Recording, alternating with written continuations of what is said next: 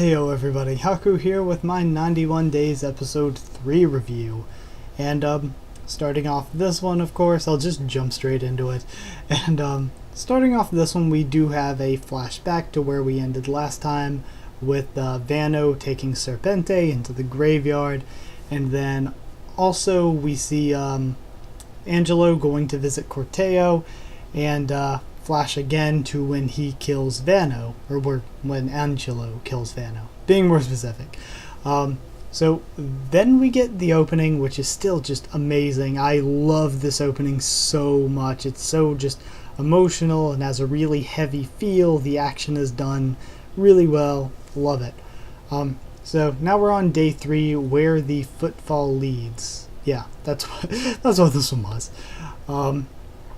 And we go to Corteo meeting the Chirato dude that I didn't recognize from last episode. That's his name, Chirato. He meets him in a speakeasy where he is apparently a bartender.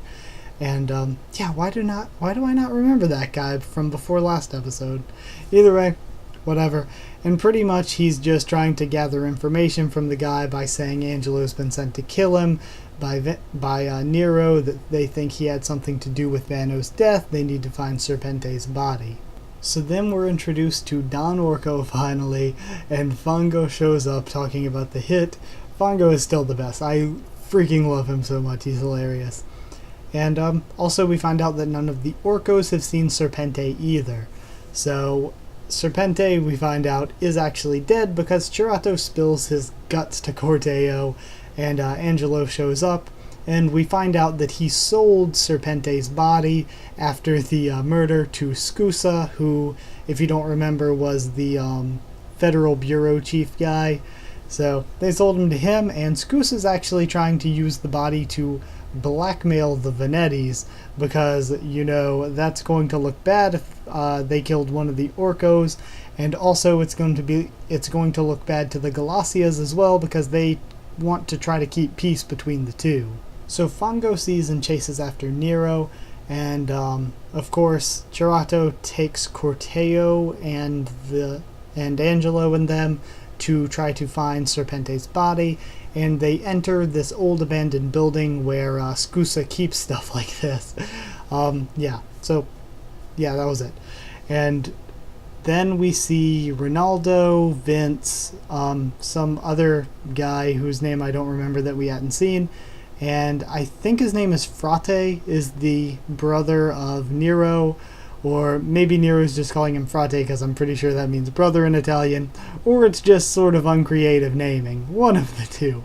So they're all talking about what to do about the situation now, and it appears as though they think Nero is just too much trouble. We gotta deal with this, which is kind of surprising to me. I didn't think Vince would be so cutthroat with his own son. But oh well, I guess that's mob life for you. So then Fango beats up the one guy who is on lookout duty, and Fango and Gato have a standoff with Nero and Angelo, which leads to some cool action scenes and shootouts.